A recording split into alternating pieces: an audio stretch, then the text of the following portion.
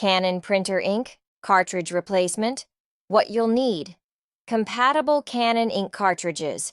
Check your printer model for the exact type. A clean, flat surface to work on. Step-by-step instructions. 1. Turn on the printer, press the power button.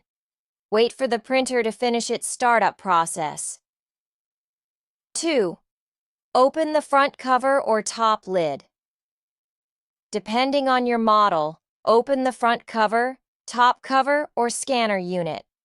The cartridge carriage will automatically move to the replacement position. 3. Remove the old cartridge. Wait for the cartridge holder to stop moving. Press down on the used cartridge to release it. Pull it straight out of the slot. 4. Prepare the new cartridge. Remove the new cartridge from its packaging. Carefully peel off the protective tape without touching the ink nozzles or copper contacts. 5. Install the new cartridge. Insert the new cartridge into the correct slot.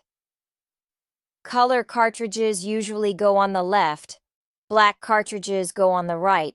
Push the cartridge in until it clicks securely into place.